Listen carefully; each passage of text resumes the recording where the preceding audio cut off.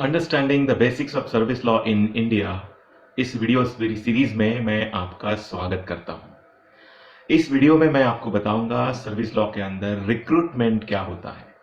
यह शब्द आपने कई बार सुना होगा, रिक्रूटमेंट, मगर इसके सही मायने क्या होते हैं यह मैं अब आपको इस वीडियो द्वारा समझाने वाला हूं।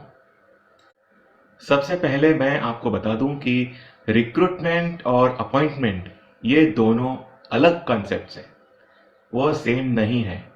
अपॉइंटमेंट ये रिक्रूटमेंट प्रोसेस का एंड रिजल्ट होता है, यानी आखिरी छोर होता है।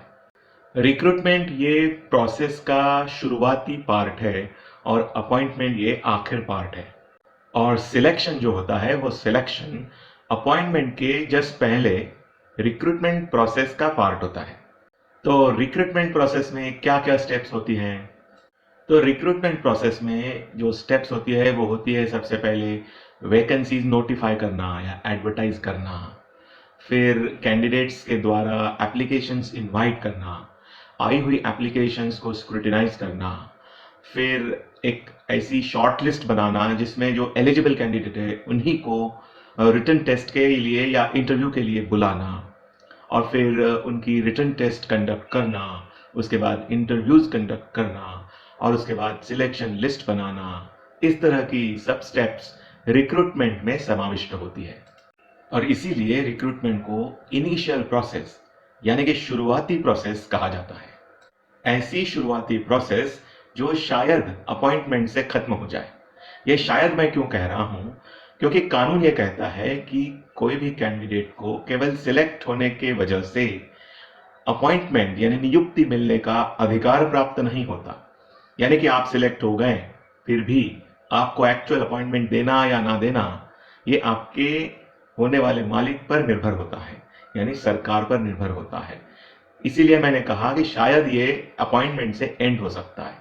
तो रिक्रूटमेंट प्रोसेस में कई सारे कदम होते हैं और उसका अंत अपॉइंटमेंट के द्वारा हो सकता है या नहीं भी हो सकता है। तो अपॉइंटमेंट जो होता है वो रिक्रूटमेंट के कॉन्ट्रास्ट में नियुक्ति होती है।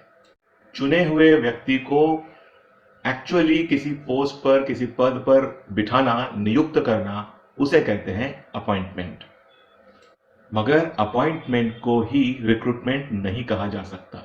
रिक्रूटमेंट प्रोसेस शुरू करने के पहले ही अथॉरिटीज के ऊपर यह बाध्य नहीं होता कि उन्होंने रिक्रूटमेंट के लिए रूल्स या नियमों को तैयार करें। यह जरूरी नहीं होता, यह बाध्य नहीं होता। मतलब या तो आर्टिकल 309 ऑफ द कॉन्स्टिट्यूशन में या कोई अन्य स्टैट्यूट में, अन्य कानून में नियम बनाना ही चाहिए, ऐसा बाध्य तो नहीं होता। मगर जहां इस तरह के नियम बन चुके हैं वहां वो नियमों का पालन करना ये जरूर बाध्य होता है। सुप्रीम कोर्ट ने, हमारे देश के सुप्रीम कोर्ट ने ऐसा होल्ड किया है कि जनरल पावर्स ऑफ एडमिनिस्ट्रेशन में भी अथॉरिटीज को रिक्रूटमेंट करने का अधिकार होता है, अपॉइंटमेंट करने का अधिकार होता है। इसके लिए पहले ही रूल्स बन जाने चाहिए, यह आवश्यक नहीं, मगर अगर रूल बने हैं तो उनका पालन करना बहुत जरूरी है, वो बाध्य है।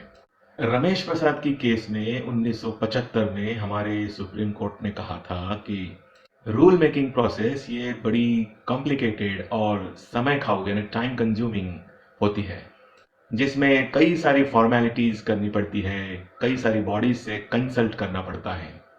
मगर कई बार एडमिनिस्ट्रेशन चलाते वक्त कुछ ऐसी इमरजेंट सिचुएशंस आ जाती है कि तुरंत पदों का निर्माण करने के लिए या पोस्ट्स का निर्माण करने के लिए कदम उठाने पड़ते हैं, और इस मामले में की हुई कोई भी आनाकानी पब्लिक एडमिनिस्ट्रेशन को हार्मफुल यानी नुकसानकारक साबित हो सकता है।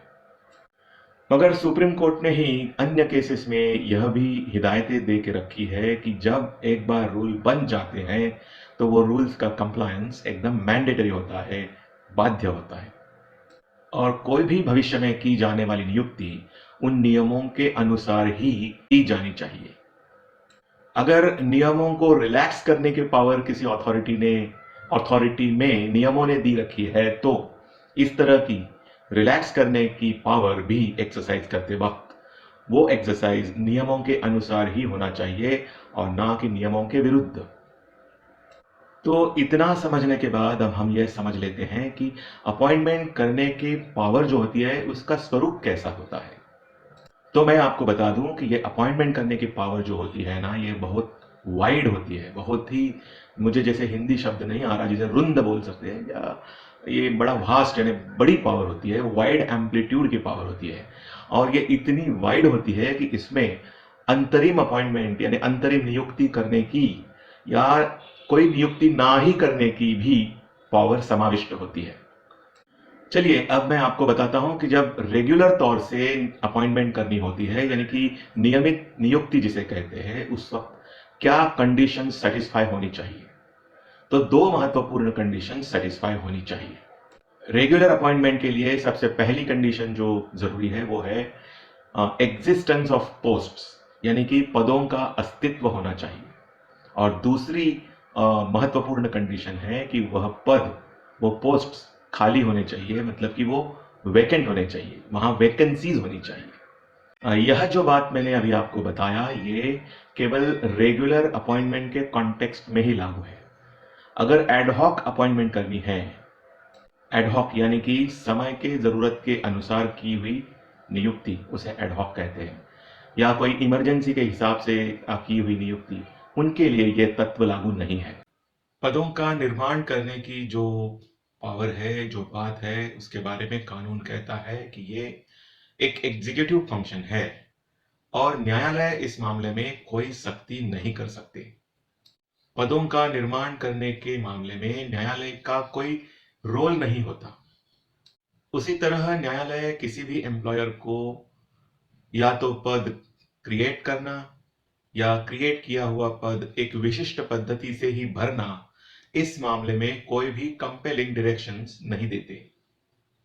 बनाए हुए पद या निर्माण किए हुए पद भरना चाहिए या नहीं, भरने के लिए एम्प्लॉयर बाध्य है या नहीं, इस मामले में कानून कहता है कि जनरली एम्प्लॉयर इस तरह से पद भरने के लिए बाध्य नहीं होते। पद भरना या ना भरना ये एडमिनिस्ट्रेटिव एक्सीजेंसी के ऊपर निर्भर होता है।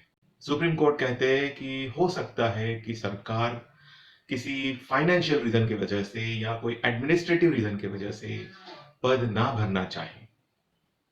केवल पदों का रिक्त होना यानी कि वैकेंसीज होना, यह बात कोई भी एम्प्लॉयर को पद भरने के लिए बाध्य नहीं कर सकती, जब तक कि एम्प्लॉयर यह नहीं विचार कर लेता कि उन्हें कितने पद भरने की आवश्यकता है उनका एडमिनिस्ट्रेशन चलाने के लिए, उनकी day to day duties fulfil करने के लिए। कानून यह भी कहता है कि गवर्नमेंट जैसे ही वैकेंसीज अराइज होती है यानी उत्पन्न होती है, उसी वक्त वो नोटिफाई करने के लिए बाध्य नहीं है। सर्विस जुरिस्प्रूडेंस का एक ये सेटल्ड प्रिंसिपल है कि अगर कहीं वैकेंसी है भी तो भी गवर्नमेंट वो वैकेंसी भरने के लिए बाध्य नहीं है और ना ही किसी एलिजिबल कैंडिडेट को ये अधिकार प्राप्त होता है कि ये वैकेंसी भरी जाए। इसका कारण जैसे मैंने अभी थोड़ी देर पहले बताया कि ये पूरी तरह मालिक का अधिकार है कि वैकेंसी भरना या ना भरना इसका निर्णय करना। मालिक के पास वैकेंसीज ना भरने के लिए बहुत सारे अच्छे कारण हो सकते हैं और यह कारण हो सकते हैं इकोनॉमिकल, एडमिनिस्ट्रेटिव हो सकते हैं, या पॉलिसी को यानी कि धोरण को लेकर कुछ कारण हो सकते हैं, या फाइनेंशियल हो सकते हैं यानी इकोनॉमिकल हो सकते हैं। उसी प्रकार रिक्रूटमेंट प्रोसेस के दरमियान या इवन कोई रिटन टेस्ट कंडक्ट करने के बाद कुछ वैकेंसीज कम करना, ये भी एम्प्लॉयर का यानी अथॉरिटीज का अधिकार होता है। कोई भी सिचुएशन को रीअसेस करने के बाद हो सकता है उनको लगे कि हमें इतनी वैकेंसीज, इतनी पोस्ट्स, इतने लोगों की जरूरत नहीं है, तो इस तरह के सिचुएशन में वो वैकेंसीज कम भी कर सकते हैं। मगर जहां नोटिफाइड वैकेंसीज से बहुत ज्यादा अपॉइंटमेंट्स अगर एम्प्लॉयर करते हैं, तो यह बात भारतीय संविधान के आर्टिकल 14 और आर्टिकल 21 के खिलाफ मानी गई है। किसी रिक्रूटमेंट ईयर में अगर कुछ वैकेंसीज नहीं भरी जाती, तो अगर नियम ये परमिट करते हैं तो वो वैकेंसीज अगले रिक्रूटमेंट ईयर में कैरी फॉरवर्ड की जा सकती है।